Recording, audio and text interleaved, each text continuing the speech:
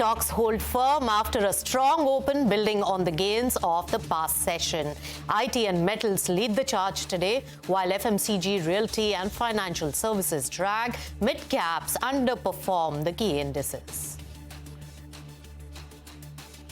SBI hikes interest rates on the back of increase in certain components of its benchmark MCLR, but Chairman Dinesh Khara says he doesn't see any more rate hikes ahead. That's good news for borrowers. Sources tell CNBC-TV18 electric two-wheelers maker Ather is set to float its IPO next year, even as Hero MotoCorp infuses more funds to up its stake and the Hero stock perks up in trade. Metals are set to close this week on a strong note, buoyed by the expected Fed pivot, mine closures and other supply disruptions, as well as anticipated demand from a transition away from fossil fuels.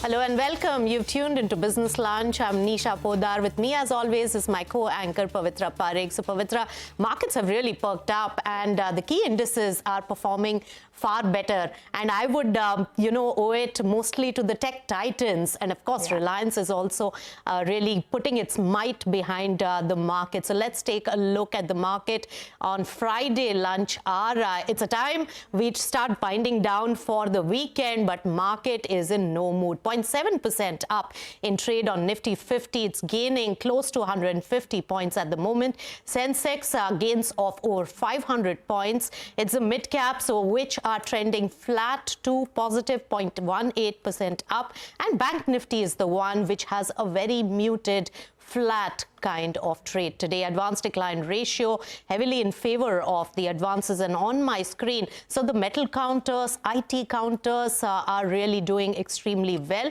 And not to also forget that oil and gas major ONGC has also come back. So some of those are really making the news, but a lot of stock specific action as well continues, Pavitra. Oh, absolutely. And, like you were mentioning today, the IT pack is really where all of the action is. Let's just pull up the Nifty IT index. Today itself, it's up around 4.2%. If I take a look at a one-week kind of chart, it's more like a 7% gain that you're seeing on this index. So big up move coming through there. All six of the Nifty, IT companies are the top gainers on the Nifty right now. So I'd watch for that pack. The entire metals pack is also very firm today, following that big slip that we saw on the dollar index, right? So today you have a lot of the larger names, Tata Steel, JSW, Hindalco, all doing well. Even something like a Nalco is up 8% today. So, watch for that. In terms of the broader market action, yes, it is more subdued than, what we have been seeing. So right now, you have the mid-cap index, which is quite flat. It had moved into the red as well. But the advance decline is still holding up quite all right. I mean, it is still actually much more in favor of advances right now. For the metals, for the banks, we have come down quite significantly, but this is an index which is up over 8% in a month, so I can't really complain about that. Where the pain is coming through today is the insurance company. So HDFC Life, SBI Life, Max, naming a few of them, but pretty much that entire pack is down in trade. That is the shape of the market. But let's kickstart the show now by talking about some of these individual names. Sources tell CNBC-TV18 that electric two-wheeler maker Ather is all set to float its IPO next year. We have Parikshit joining us with the details on this one. Parikshit? Well, yes, the electric vehicle two-wheeler space is heating up, definitely. With the Ola IPO coming up, many EV companies are considering their own listing. Now, Ather could well be the second electric vehicle manufacturer in the two-wheeler space, a pure EV player, to go for an IPO very soon. And they're targeting Diwali next year or early 2025. Now, what is this investment by Hero MotoCorp going to help Ather with? Well, this 140 crore investment raises Hero MotoCorp's stake from 37% to 39% in Ather Energy. Ather needs this for its expansion all across the current country. Currently, they're looking at a pace of 15 to 20 new stores every month and have around 450 stores by the end of 2024. So they really want to rapidly expand their retail footprint in competition with Ola, with TVS and Bajaj Auto as well. Currently, they have a 11% market share. They have a new family scooter coming up next year, and they're hoping that that family scooter will significantly boost up sales for Ather Energy. So all this money from Hero MotoCorp will go towards retail retail expansion, and the IPO, of course, would be used for expansion, exports, future products, also possibly electric motorcycle as well. All right, thanks Parikshit for all those details. So what's really hotting up is the EV space in the IPO market for next year. But there's more news from the space of mobility today. Let's shift focus to the aviation sector now, and air passenger growth in the month of January to November period grew over 20% on a year-on-year basis. In terms of market share, Indigo's share of the market has slipped for the second straight month, remember, while that of SpiceJet is now at 6% in the month of November. Danish, our colleague, has all those important details. Tell us, Danish. Well, as per the DGCA data for the month of November, we can clearly see that the domestic air traffic has risen by almost 10% MOM. And as far as the overall market share is concerned, we can clearly see that Indigo still remains to be the top player in terms of market share. This time they have a market share of somewhere around 61.5%. But if we look at this data carefully, from the past 2 consecutive months, Indigo's overall market share has, has come down slightly, but still remains to be the top player.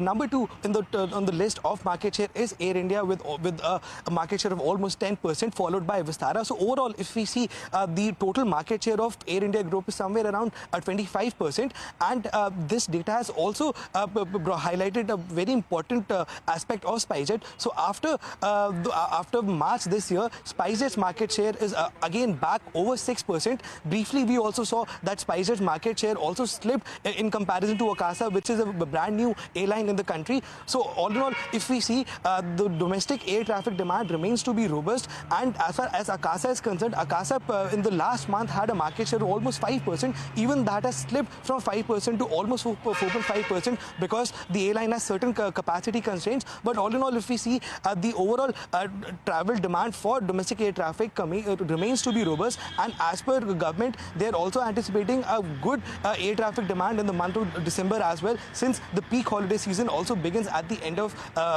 this month. So all in all, if we see the domestic air traffic data is really strong. This month there is a jump of 10%, and everyone is anticipating December to be also a good month for the domestic air traffic in India. Oh, all right. Danish, thanks a lot for getting us all of those details. So yes, I mean, this is something that you can see at the airports as well, right? When you go, things are absolutely packed. So actually, let's listen into what Aviation Minister Jyotiraditya Scindia has to say on the measures that the government is taking in order to be able to handle this congestion that we're seeing at airports across the country. Listen in. We decided that we must have international benchmarks that are put in place in terms of capacity at each one of these touch points. We placed video screens there in terms of the wait time at each departure gate.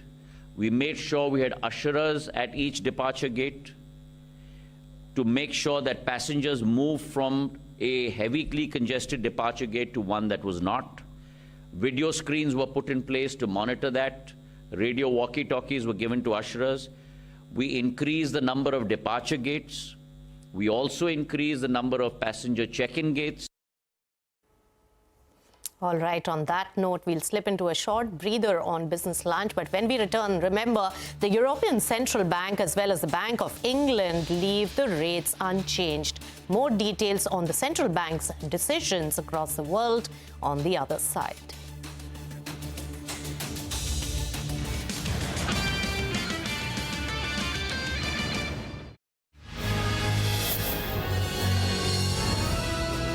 CNBC-TV18, embarking on a quarter century of excellence.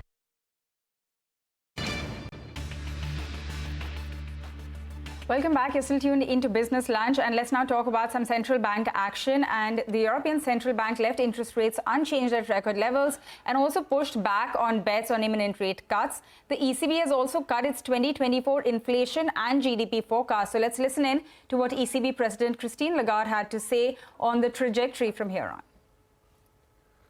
Should we lower our guard? We ask ourselves that question. No. We should absolutely not lower our guard. We did not discuss rate cuts at all.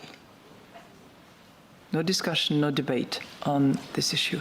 We believe that there is still work to be done, and that can very much take the form of holding.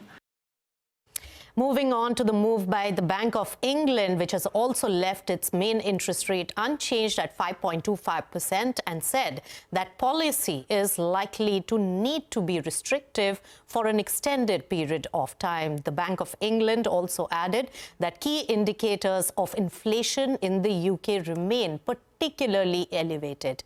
In an address to the media following this particular decision, BOE governor also said that while he is very encouraged by the progress that they have seen in inflation, but it is too early to really start speculating about cutting the rates.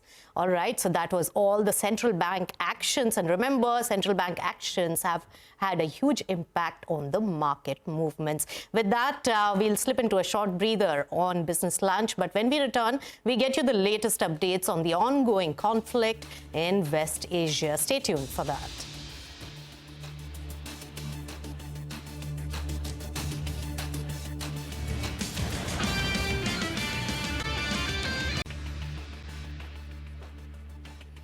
Welcome back. You're watching Business Lunch, and straight to global developments and the top news today.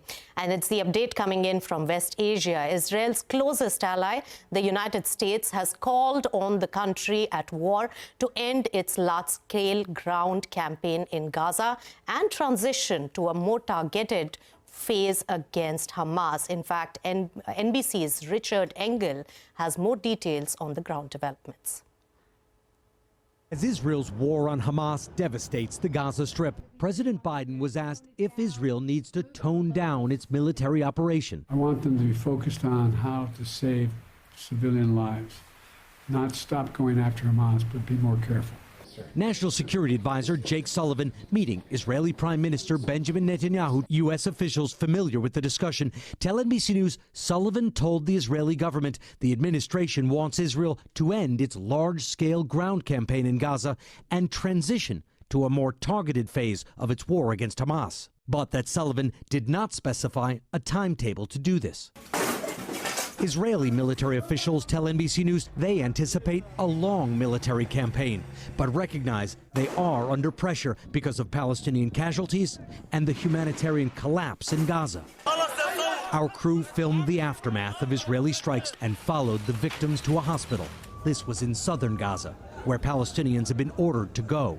Israel says its war is more than justified after Hamas massacred at least 1,200 Israelis and took 240 hostages on October 7th. A month ago, we joined the David family for a Shabbat dinner. Eli blessed the wine and prayed for his brother Eviatar, kidnapped by Hamas from a music festival and then dragged into Gaza in a headlock. Eli was in Tel Aviv, along with other hostage families and Israel's president, lighting the menorah for the last day of Hanukkah. Away from the crowds sat Eviatar's mother, Galia. She's crushed and can't bring herself to be around too many people. This is my son's birthday. Eviatar is one of dozens of young men still held hostage. Freed hostages say Hamas has been beating and torturing them. The male hostages seldom get talked about in the news. I still hope and believe that they will come home. Okay, that is the situation in West Asia. Bringing you some more global updates now. The EU has agreed to open membership talks with Ukraine, but has failed to agree on a €50 billion aid package blocked by one key member. We have CNBC's Sylvia Amaro with more details. We actually saw the 27 heads of state deciding to start accession talks with Ukraine. And of course, this is a very important political message to Kyiv. Though there's a caveat here, which was the fact that the Prime Minister of Hungary, Mr. Orban, he decided to leave the room and leave the other 26 members of the EU to vote on those accession talks with Ukraine in a sign that he's not supportive of this, but he decided not to block this political message to Kyiv. So that was essentially a breakthrough, and it was a positive move towards Ukraine. But on the other hand, the leaders did fail to agree on €50 billion of cash that are meant to go to Ukraine. And here, the opposition from Hungary was not circumvented. In essence, the Prime Minister of Hungary said that he did not want to disburse this cash for Hungary, and what we have at this stage is that the leader said, okay, we'll leave this subject aside, we'll come back to it in early 2024. But of course, this is not very positive at all for Ukraine when they're fighting the counteroffensive. Huge question marks about whether the US will continue to support Ukraine as well starting in 2024. So there's even more pressure on the EU to deliver. The positive, the small positive when it comes to these 50 billion euros then, is that the 26 members of the EU, so excluding Hungary, are supportive of giving that cash to Ukraine. And we could see in early 2024 those 26 members coming together to do that. All right, now back home in some national development for the day, Bhajan Lal Sharma, a first-time MLA from the BJP, has sworn in as the new Chief Minister of the state of Rajasthan. Diya Kumari and Prem Chand Bairwa also took oath as his deputies. The ceremony took place in Jaipur, and Prime Minister Narendra Modi and other union ministers, including Amit Shah and BJP President JP Nadda, were in attendance at this ceremony. All right, with that, out of time on this edition of Business Lunch. It's time to say goodbye from the team of Business Lunch, but Mid Cap Radar comes up next. Stay tuned.